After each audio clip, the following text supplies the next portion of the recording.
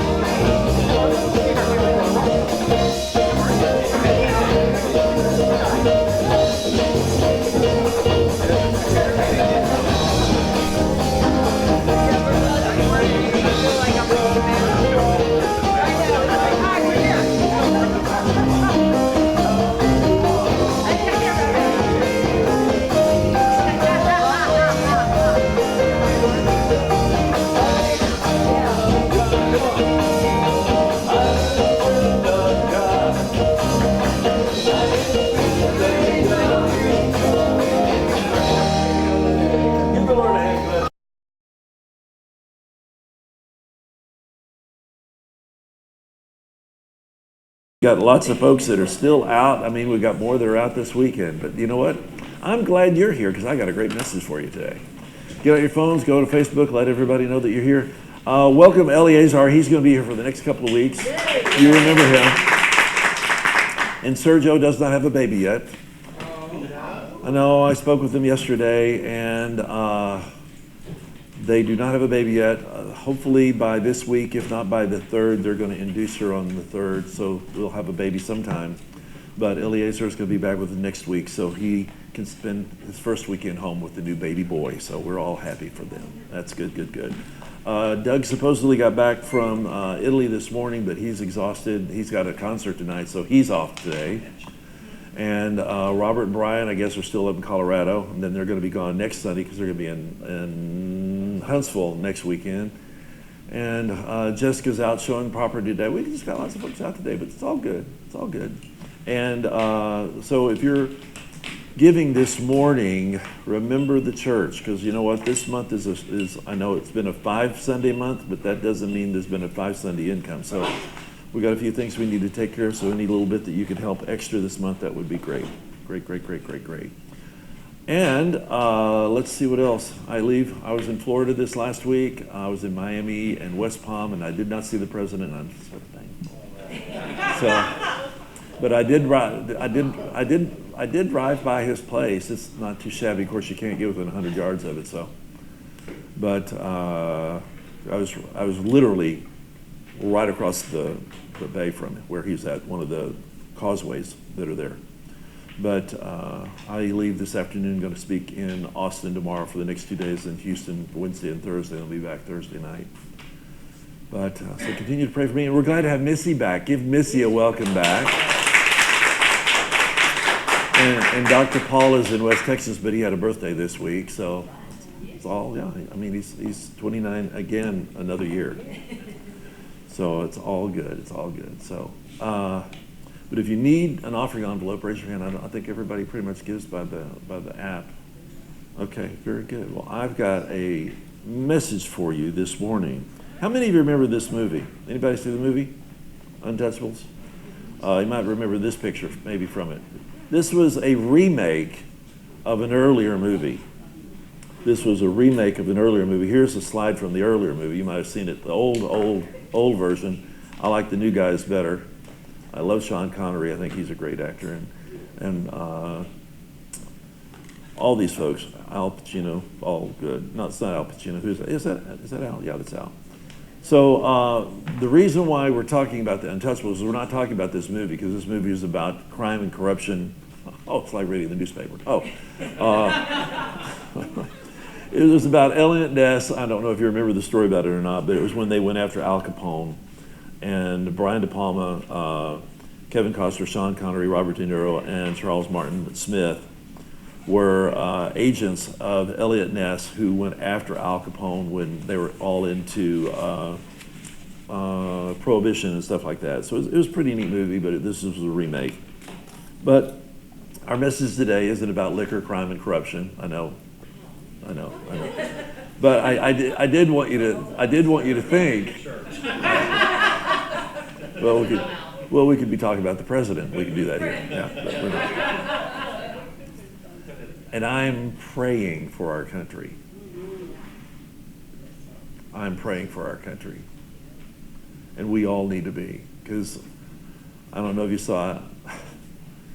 And I don't talk about Saturday Night very much, but I love watching it. But if you saw it, the opening last night, they gave an inquiry. They had 4 of the presidential hopefuls, and they made caricatures of all of them. It was, help me. Well, the 4 top, it had Biden, and it had somebody playing him. It was awful, and Biden and the Warren, and then the from California, the senator from California, the female, and then one other guy, and I forget who was the top 4. They said they had Budovich there as well, and they made fun of him, and they said, and here are your top 4, and I'm going like, and that's the problem. That's the problem. Because if one of these people don't jump up there real big, we could go another 4. Hopefully not. But all that to say, that's not what my message is about. Even though I'm talking about the Untouchables, I've got a new star, and this is the star of the show right here, okay? Touching the Untouchables is my message. So I want you to kind of think just for a moment about a young man. Let's say he's in his mid-30s. I'm going to read my description because I don't want to forget any of it. He's just starting out in life. He's married, wife, 2 kids. Maybe one of them's on the way. Got one on the way. And like every relationship, marriage has its ups and downs, but they always seem to work things out. He has a good job. He actually owns some land. And he's building a house on this land, and he thinks he'll be done in maybe a couple of years. He's working on it. He comes home from work one day, and he shows his wife a sore that's on his hand. And he says, it doesn't hurt. It's just right there, and maybe I'm just using a tool wrong or something like that, and I kind of need to think about it. No pain, doesn't keep him home from work, but in a couple of weeks, it starts to get bigger and bigger. And the problem with that is, excuse me, I got it, it's okay, I got some. She finally persuades him to go see a guy in town. He's not a doctor, but he is a skin specialist. And she says, you might go ask him, and maybe he can find out what this is. And so he goes, and he looks at it. He says, you know what, let me look at my books. So he looks at his books, and he says, I have a theory, but I don't know for sure, so maybe you should stay here for a few days and let's kind of figure this out before you go back home. And he does, and sure enough, in those 2 weeks, the hand, the little sore, begins to crust over, and it starts to have these white edges around the outside of it. And the guy said, you know what, I figured it out. He says, I'm sorry, but you've got leprosy. And it's the next part of this that is really the horrible part. He says, you cannot go home and see your family. He said, but, this is only like 2 or 3 weeks into this. He says, let me just go home and talk to them and just tell them what's going on. He said, if you love them, you won't go home.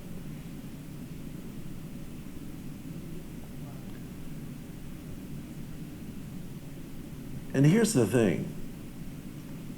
Dying by leprosy is worse than dying itself. The body rots away while the person continues to live. This man is not terrified of dying. We all know we're going to die one day. We don't sit there and think about it every day. But now this man is thinking about it, but he's not even upset about dying. He's not upset about the process. He's not upset about the future. What he's upset about the fact that he'll never be able to hold his family again, ever be able to see his children again, literally to hold them, to hug them, to comfort them when they've fallen at school or whatever. It's the physical ravages of the disease that is so secondary only to the fact that it's emotionally devastating, because you will live in isolation literally the rest of your life. He's required to keep away from healthy people as he leaves, because the guy says you can no longer go back into the city. You're going to have to go out and live outside town now. And the rule is not very good. Everywhere you go now, you're going to have to confess out to everyone that you are now unclean, that you have leprosy. You're going to have to pronounce that to everyone. If they get too close to you, you need to tell them, unclean, I've got leprosy, don't get near me. And the thing about this disease is that not only do your extremities begin to just rot and fall off, you begin to lose your hair. And one of the marks of this is that they have to wear their open face. They have to show that every time someone comes close to them. So in case they can't hear, they can see what you've got. So you're exposing this before everyone all the time. Never allowed to touch his family again, never allowed to go see his friends and sit down at dinner with them and celebrate birthdays and anniversaries and things like that. He's not allowed to do that anymore. He said, just maybe if I could just kiss them goodbye one time, and he says, you can't, not if you love them. So here they are. He's living in this place outside the city, and his wife comes and she brings him food because there's no other way for him to have any food. So she comes and she brings food and she leaves it for him, and she's weeping, and he's having to see this happen to her. And every week he's getting a little worse. Tip of his nose, the lobe of his ear are gone. Sad. He wants to see them, but he doesn't want them to see him. He longs for that, and he can't. There's this law, and see, that's the problem. There's a law right here that says anyone with such a defiling disease must wear torn clothes, let their hair be unkempt, cover the lower part of their face and cry out, unclean, unclean. So there's a law written now that you've got to abide by this. Then one day, something happens. One day something happens that this man and this family will never forget. Changes their whole world, because this life has been eating literally away at him for months and months and months. He sees his children growing. He sees his wife coming and sobbing, and he is just sick and heartbroken. But this day, something happens. Because he hears that Jesus is coming to town, and he's heard about him. He's heard about him. And so he's coming, and he's covered. He's just wanting to stay far enough away where he could hear and maybe, listen from afar, because he can't get close. But these people are walking they're walking towards him. This whole little group, it's actually Jesus and the disciples. They're coming in from Capernaum. And what's interesting about this story is that Luke is the only one that mentions this story, even though other writers write about other miracles that happened. Luke is a physician, we know. He's a doctor. But he makes the statement that this guy isn't just a little sick with leprosy. He's like consumed now. The word that he uses is full, consumed in the Greek. It's just consuming him, dying rapidly. And so leprosy is this disease, and this is off of WebMD.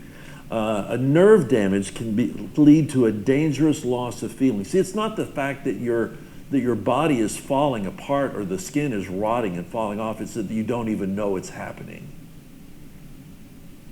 You don't even know it's happening. A person with leprosy-related nerve damage may not feel pain when the hands, legs, feet are cut or otherwise injured.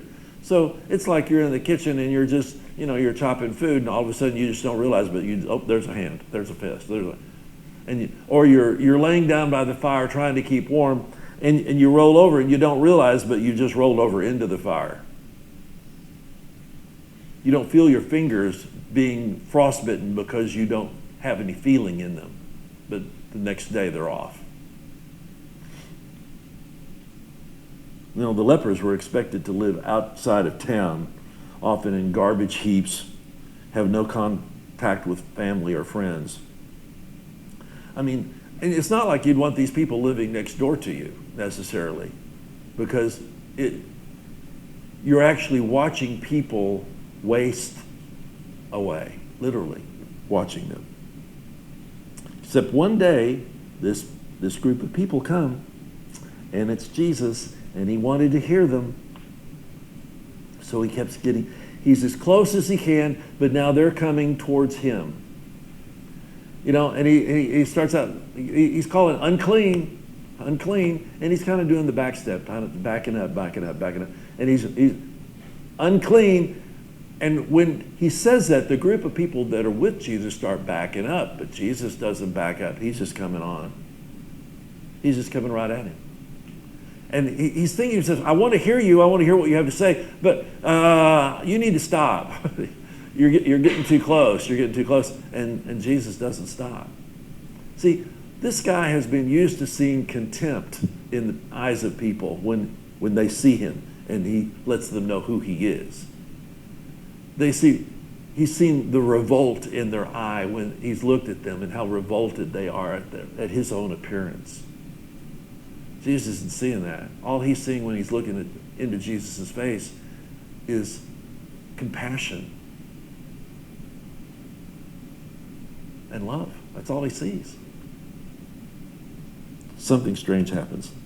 He keeps saying this, but we see here, when he saw Jesus, he fell at his face to the ground and begged him, Lord, if you're willing, you can make me clean. He had heard about Jesus, and faith comes by what? Hearing. So he just wanted to hear him. He just wanted to hear him. And he makes this statement. I love this. He says, you know what? If you are willing, you can make me clean. I just want to stop for a moment because when I first came out, I knew in town that the cathedral was here, and I knew that the cathedral's pastor was Mike Piazza. Well, he and I, different times, had gone to ORU together. He went to the theology school, and I was in the other department, music department. So we never really did meet, but I knew that he was now the pastor of that church, so I went to that church. And he and I became friends, and I was still traveling a lot, and every Thursday I was in town, we would have a standing lunch. And he was telling me, he said, this was like late 90s, early 2000s. He said that there were weeks that he was doing 15, 20, 30 funerals in a week of his own church that were dying of AIDS. And he said, you know what? He said, this group of people were shunned, ridiculed, forced out of their homes, forced out of their jobs, forced out. And he said, you know what? He said, all they wanted was to be loved. All they wanted was to be accepted, you know. He said it just didn't happen. This leper, when he was there, he doesn't come up there and doesn't make commands. He says, Lord, if you're willing, heal me. Now, Kathy and I could tell you all kinds of stories when people get into trouble, some kind of trouble, whether it's financial or it's relationship or their job or, whatever kind it is, they instantly tell God what he'd better do for them. You better do this for me. I remember that $20 that I put in the offering 20 years ago. Well, you said that you would honor your word and take care of me. You remember that, don't you, God? And they're always, and it's amazing. It's amazing how much people will itemize when they want to put God on the spot about what they've done for him. I just think it's interesting. And, they make threats. If you don't do this for me, I'm never going to go to church again. If you don't take care of this thing, if you don't take care of this mess, I'm never going to go. Like God needs you at church. You need to be at church. God doesn't need you to be at church. I love what it says, God's not mocked. He doesn't feel threatened by you at all.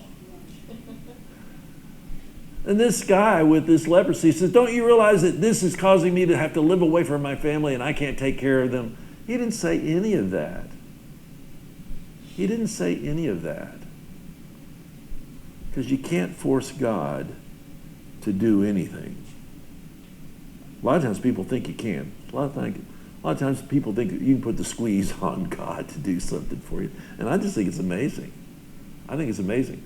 When used to in my other church, we had hospital calls all the time because people would say, would you go visit this, go visit her, go visit this person. And I did, and I did, and I did.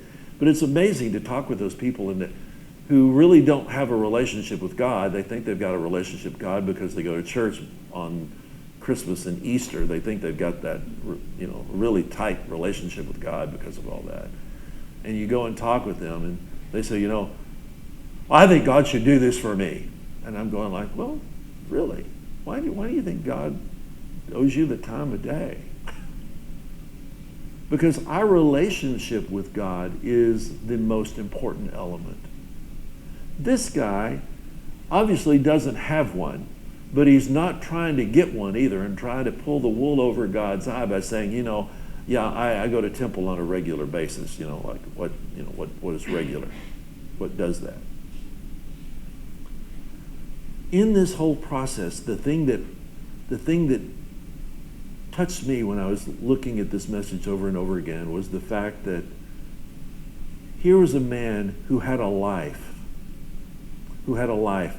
It was robust, it was full, all kinds of things are going on in his life. And suddenly, he has been cut off from everyone, literally cut off. No communication except for maybe those other people who are lepers back there in that little leper colony outside of town, can't live inside, are just living on the goodness of other people bringing food.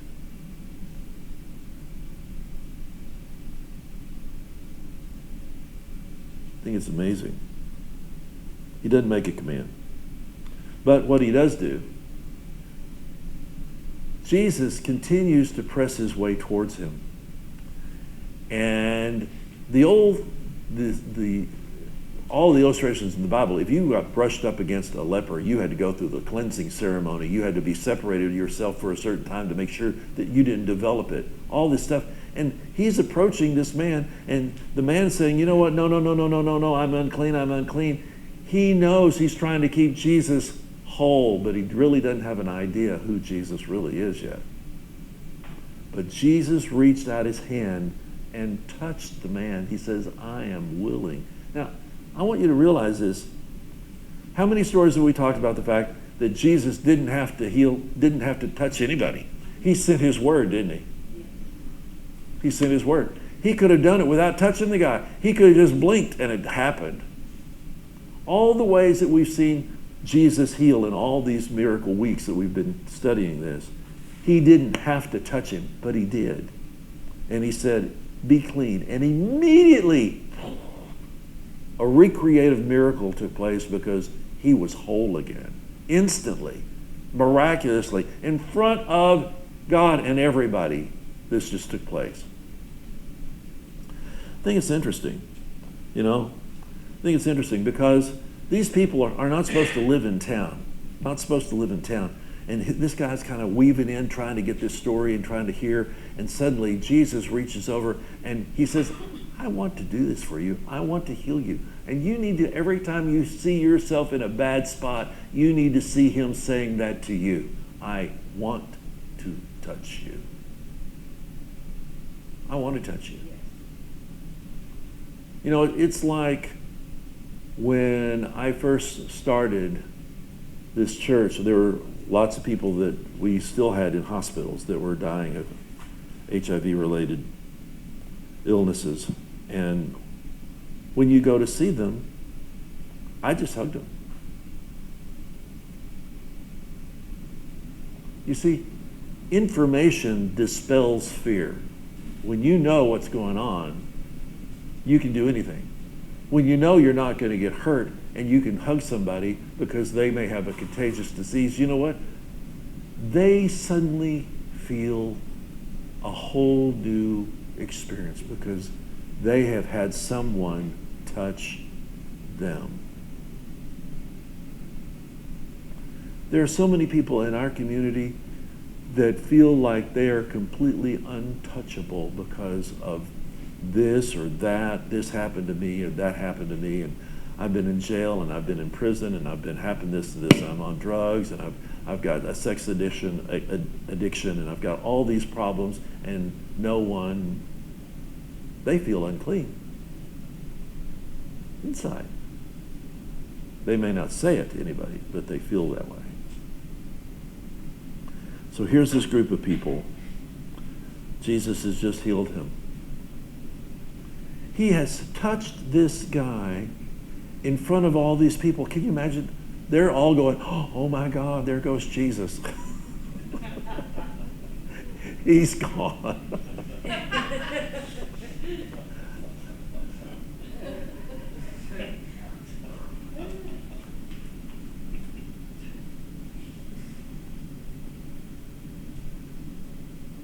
And yet he was more concerned about one person and wanted everybody to see that there's nothing to be a problem with. Nothing to be a problem with.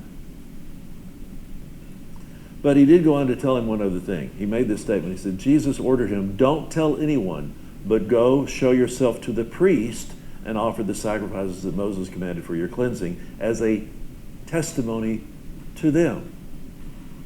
So he's supposed to go and go through this ritual, this cleansing ceremony, and give a sacrifice so that the priest could look at him and say, wow, you're whole. You can now go back and to live your life. Now, let me say something. He says right there, he says, don't tell anyone.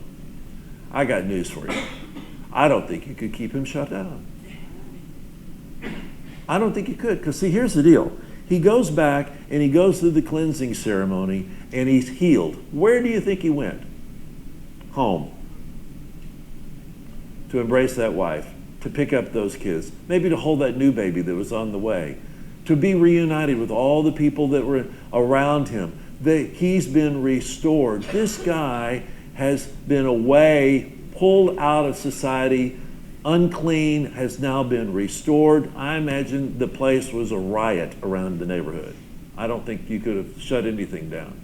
And that thing began to ink out and ink out. It was like an explosion of information. People heard that this guy who had leprosy and was living out in the leper colony, who is now whole and he's home. I wonder what that would do for Aunt Mary. I wonder if we could get him to Aunt Sue. I wonder if we can get, let's just get all of our sick people and let's take them to Jesus.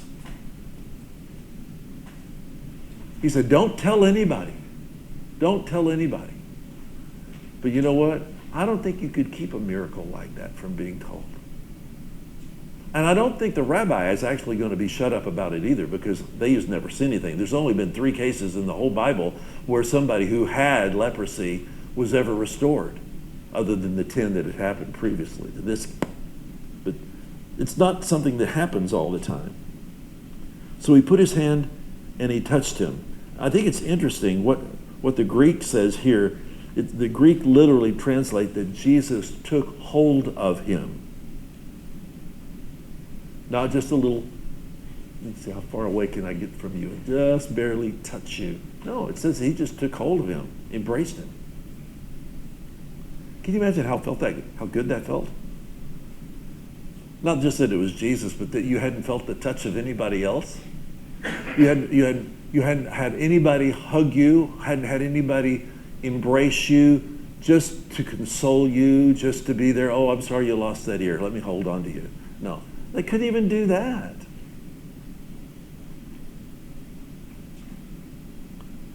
It's amazing. It's amazing. Let's see here. So Jesus tells him, don't go tell anybody. Don't go tell anybody. But we know that he does. We know that he does. Yet the news about Jesus spread all the more, so that the crowds of people came to hear him and to be healed of their sicknesses. Now, I've got a problem with this verse and the fact that people really didn't come to hear him, I don't think.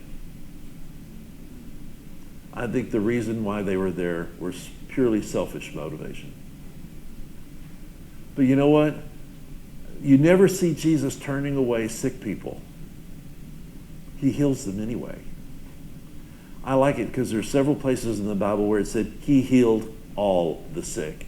He went into the city and he healed all the sick. When he heard that his cousin John the Baptist had been beheaded by Herod, he went into the city and he healed all the sick. He got back at the devil, who was his real enemy. Sickness was there to destroy those people, and he said, you know what? I am come that you might have what? Have life and have it more abundantly. So all these people are coming, and maybe for selfish reasons, but you know what? The mercy of God steps into that moment of time. And God doesn't say, well, I know why you're really here. I know why you're really here. You're only here to get healed. So I'm not going to heal you. If you'd really come to hear me, that might have been a different story, but you only came to get healed, so I'm not going to heal you today. But he heals them all anyway. He heals them all anyway. But the next thing, after Jesus obviously heals all of these people, it makes a statement about him here. But Jesus often withdrew to lonely places and prayed, because he was not after the hoopla that comes. HBO's got a series on right now. I was telling Jeff, I said, unfortunately, it's too close to comfort in a lot of ways. It's called the Gemstones. Has anyone seen any of that, the Righteous Gemstones? It is entirely too close. It'll make your skin crawl, because it is all about the theatrics of big ministry. It is a caricature of all of big ministry, and it hurts to watch it, because I've seen some of that in the years, 40 years that I've been in ministry now. But I'll tell you something. If you watch long enough, you'll see the good little spots that come through. There are few. You have to watch for them, but they are true. But Jesus wanted us to see, he says, it's not all about all that. It's not all about getting on the newspaper. It's not all about getting on the news or having your radio show or your television program. It's not all about that. He said it's all about a relationship with God. Even after all this, all the hoopla, he could have allowed himself to be built into a great big huge ministry and everybody come and lay their gold down and all that kind of stuff. He could have done that, but he's saying that's not what it's about. It's about having a relationship with God, even after all that is over. All that is over. There was a guy, and I'm not really sure how to pronounce his last name. I tried looking it up, and I couldn't find any two which ways to say it. he's Henry, but we'll just call him Henry. Last name is, I don't know, it's French. But anyway, he was a Catholic priest. And he came to this country because he was drawn to the AIDS epidemic during the late 70s, 80s, and into the 90s. And he came here to work with the guys and gals in California because he had heard and knew it was incorrect, but he had heard from American evangelists that AIDS was God's judgment against the gays. And he knew that not to be true. He said, that is not the God that I know. And so he came to California to minister to all of them, and he has written several books. I don't know how many books. I started reading some of them online yesterday, and incredible insight to who God really is. But he saw them being, these young men in California being banished from their families, who were now living recluse, who were hustling on the streets to try to make money. He said he said, and not one of them were being shown the love of God. So he makes this statement here. He says, how little do we really know the power of physical touch? Sometimes I see humanity as a sea of people starving for affection, care, tenderness, love, acceptance, forgiveness, and gentleness. Everyone seems to cry, please love me. This young man who the story about was today, it wasn't about healing. It was about the fact that God sent his son to show us his love for us. And our depraved, unclean state without him, and how much he comes, and right where we are, no matter where we've been in our life and how bad we've been, he still comes to touch us and to embrace us and to let us know, I love you. I don't care what anyone else does, how they back away from you. He said, I will never leave you nor forsake you. So as I read some of his material, which is, he has kind of a spiritual checklist on his day. And I thought I'd share a few of the things that he has on this list. This is the first one. He said, did I offer peace to someone today? Did I just come and comfort someone today? Did I do that? Did I invest my life in someone else? Did I bring a smile to someone's face? Oftentimes just telling them something nice will make someone's day. I like the way you've done your hair. I like that color on you. It's simple little things. Did I say words of healing today? Did I say that God loves you? Did I do that to someone? Did I let go of my anger and resentment today? That's a powerful thing right there. And he says, did I forgive? Did I forgive? And then the last thing he says, did I love today? Did I love somebody today? That example of Jesus touching this guy who was completely put away by society should encourage us to say, you know what, there shouldn't be anyone out there that we should be afraid of reminding them how much God loves them. And if God lives on the inside of us and we understand and know and accept and have received his love, then we should be willing and able, well able, to give that to other people as well. So this week, I want you to remember those. Did I offer peace to someone today? Did I let go of my resentments? Did I let go of that today? Nearly got run off by that guy in that car. Did I let go of that today? Did I let go of that today? I don't know if you saw it this week. I thought it was pretty cool. I don't know, it was Thursday or Friday's news. Must have been Friday's. Guy said that they had on, they were talking about road rage. Did anybody see it was on the news? It was 5:30 news. And they had a guy whose whole career is helping people get over their own anger. It's an anger management kind of a class. And he said, you know what? Breathe in through your nose on the count of 8, hold it for a count of 8, then breathe out through your mouth. He said, you'll just be amazing. So the guy that was driving had been cut off, and he was, I thought, that's pretty cool. Pretty cool. Did I let go of my anger and resentment today? Don't hold on to those things. Life is too short. Love someone. Love someone. Let them know how more important they are to you. Even if it's just for a moment. Make them feel good for that moment, that day. Join hands with somebody. Let's pray. Heavenly Father, this morning we're so thankful that you are a God that came down from heaven and sent your Son to reach out, to touch us, to love us, to let us know how important we are to you. When the rest of the world doesn't care and shuns us and pushes us aside, you are always there and said you would never leave us, never forsake us. So even in the midst of all of that, Father, we just accept that love and that reconciliation with you today, no matter where we've been in our life, no matter the mistakes we've made, no matter how many people we've let down, Father, all the things that we've done, you've already forgiven us.